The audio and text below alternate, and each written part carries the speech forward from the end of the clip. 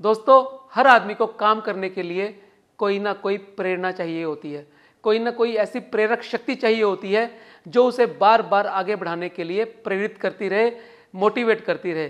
तो आज हम जानेंगे इन्हीं प्रेरणाओं के बारे में कि क्या चीज़ें आपको मोटिवेट करते हैं, कितनी तरह की ये मोटिवेशन होती है, ये मोटिवेशन किस तरीके से काम करती हैं। और जिस किताब से ये मैंने सारी बातें ली हैं उस किताब का नाम है ड्राइव, जिसे लिखा है डेनियल पिंक ने। दोस्तों, बहुत शानदार किताब है। इस किताब से हम 9 लेसन जानेंगे जो आपके जीवन के अंदर क्रांतिकारी परिवर्तन करने के लिए और प्रेरणा के तत्वों को समझाने के लिए काफ़ी लाभकारी साबित होंगे। पहला लेसन, मोटिवेशन 1। दोस्तों, यदि आज से 50,000 साल पहले की बात करें तो व्यक्ति के लिए सबसे बड़ा ड्राइविंग फोर्स, उसको प्रेरक करने वाली शक्ति होती थी भोजन, रहना, यानी खाने के लिए भोजन और रहने के लिए जगह। जी हाँ दोस्तों, वो काम करता था अपना पेट भरने के लिए, जगह खोजता था रहने के लिए, और इसके अलावा रिप्रोड्यूस करता था अपने जीन्स को आगे ट्रांसफर करने के लिए।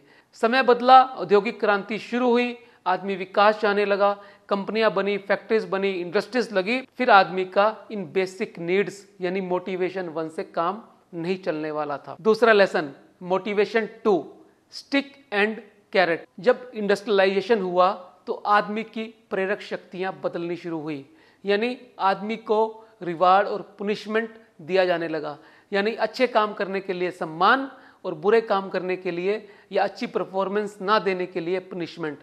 दोस्तों, आमतौर पे ज़्यादातर लोग यही समझते हैं कि आदमी को यदि उसके काम के लिए रिवार्ड मिले तो वो ज़्यादा बेहतर काम करता है। दोस्तों, ये थ्योरी लेबरर के लिए तो काम कर सकती है, यानी जहाँ पर मेहनत का काम होता है, लेकिन ये थ्योरी किसी क्रिएटिविटी के लिए, सृजनात्मक काम के लिए, कोई नई खोज करने के लिए काम नहीं करती। तो मोटिवेशन 3 से भी आगे एक नई मोटिवेशन आई जिसे हमने मोटिवेशन 3 कहा। इसे ही हम नेक्स्ट तीसरे चैप्टर, तीसरे लेसन में देखेंगे। तीसरा लेसन है मोटिवेशन 3, यानी इंट्रिंसिक मोटिवेशन, जो प्रेरणा अंदर से आती है, जिस प्रेरणा के लिए किसी किस्म का अवार्ड नहीं मिलता या जिस प्रेरणा के लिए हमें कोई सम्मान नहीं मिलता, उसे हम मोटिवेशन 3 कहते हैं, जिसे हम आंतरिक प्रेरणा भी कह सकते हैं। दोस्तों, 1949 में प्रोफेसर हार्ले हार्लो ने एक एक्सपेरिमेंट किया।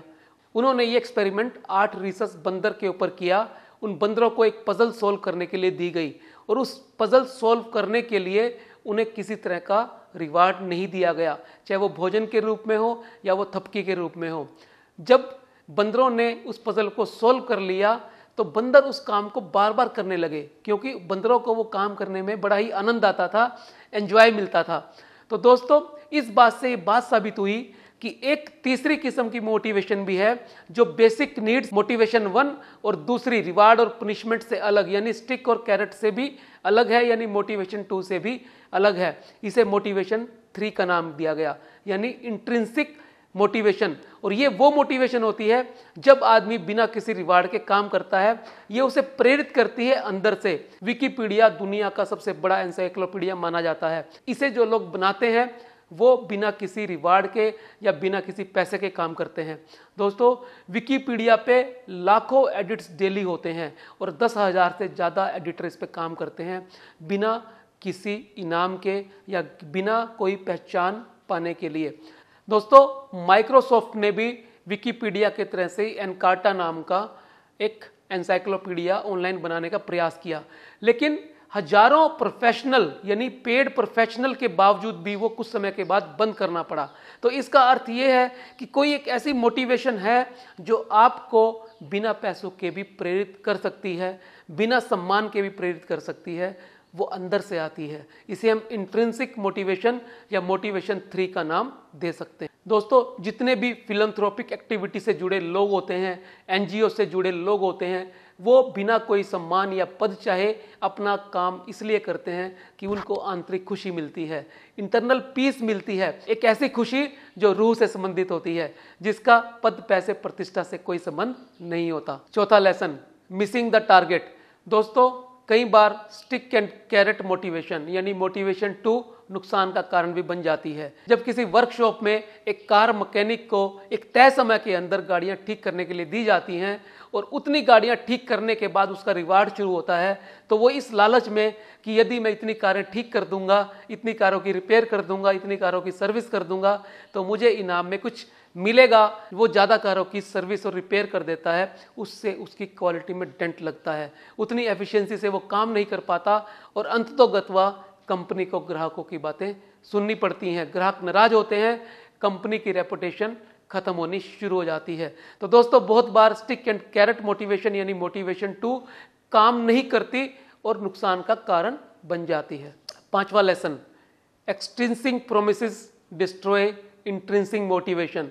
जी हाँ दोस्तों, यदि कोई हम अच्छा काम करेंगे तो उसका हमें रिवार्ड मिलेगा, यदि हम क्लास के अंदर अच्छे नंबर लेकर आएंगे तो हमें चॉकलेट मिलेगी, यदि हम ये काम तय समय पे कर लेंगे तो हमें ये सम्मान मिलेगा। तो दोस्तों ये सीखते सीखते इस तरह के माहौल में रहते रहते हमारी इंट्रिंसिक मोटिवेशन आंतरिक प्रेरणा खत्म होनी शुरू हो जाती है और हम मात्र मोटिवेशन टू के भरोसे रह जाते हैं यानी एक्सट्रिंसिक मोटिवेशन के लिए।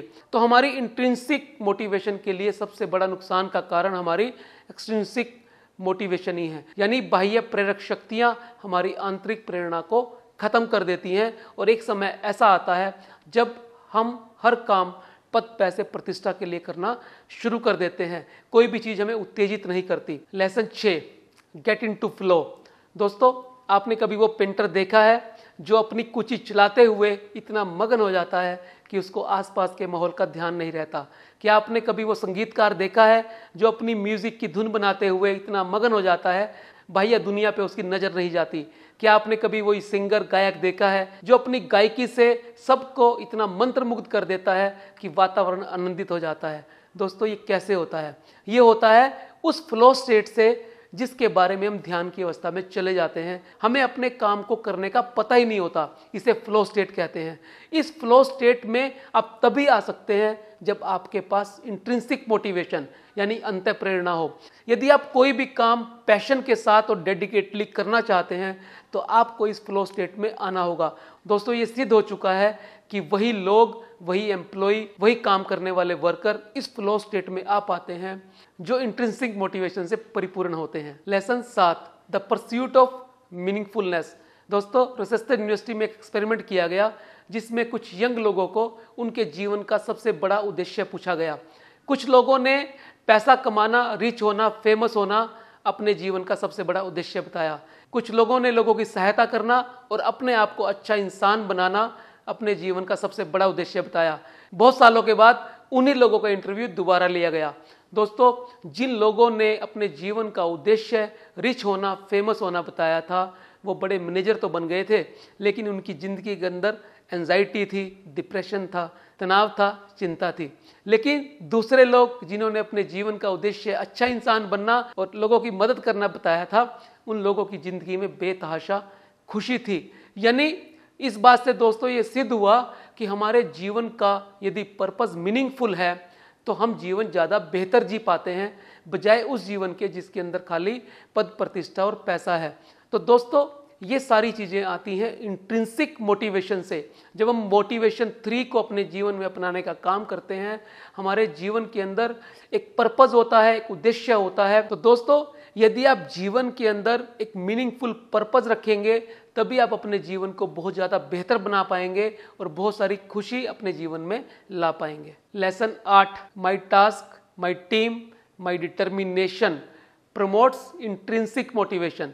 जी हाँ दोस्तों, हमारे पास किस तरह का काम है, हम टाइम को कैसे मैनेज करते हैं, हमारी इंट्रिंसिक मोटिवेशन यानी हमारी आंतरिक प्रेरणा कितनी होगी।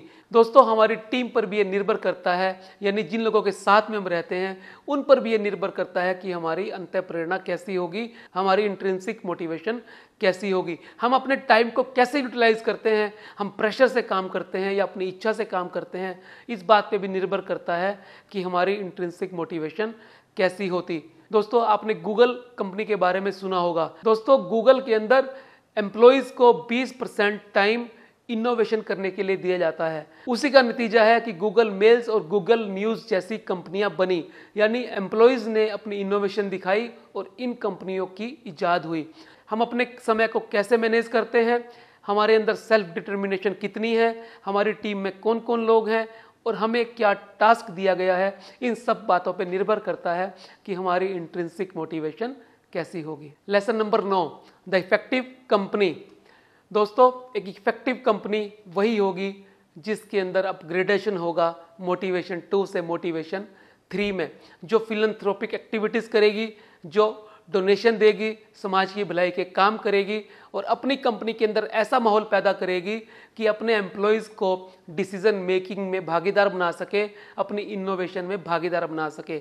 यदि कोई कंपनी इस तरह का कल्चर अपने यहाँ पर पैदा कर पाती है, इनकलकेट कर पाती है, तो वो कंपनी एक सक्सेसफुल कंपनी बनेगी, एक अच्छी कंपनी बनेगी, एक फिलैंथ्रोपिक कंपनी बनेगी। उसकी पहचान समाज में विशेष अलग ही होगी। तो दोस्तों, ये थे वो शानदार 9 लेसन जो ये ड्राइव नाम की किताब हमें सिखाती है। यदि आप चाहते हैं मोटिवेशन को समझना, यदि आप चाहते हैं इंट्रिंसिक मोटिवेशन को, अंतः प्रेरणा को पैदा करना और बिना किसी रिवार्ड के काम करना, और चाहते हैं एक अच्छा आदमी बनना, एक सामाजिक आदमी बनना, समाज सेवा के काम करना, तो आपको ये किताब अवश्य पढ़नी चाहिए। मैं उम्मीद करता हूँ इस किताब की ये समरी आपको अच्छी लगी होगी। यदि आपको लगता है ये औरों के जीवन में कुछ सकारात्मक परिवर्तन कर सकती है, तो इसे आपको शेयर अवश्य करना चाहिए। मिलते हैं अगले वीडियो में फिर एक नए विषय के साथ। तब तक के लिए नमस्कार।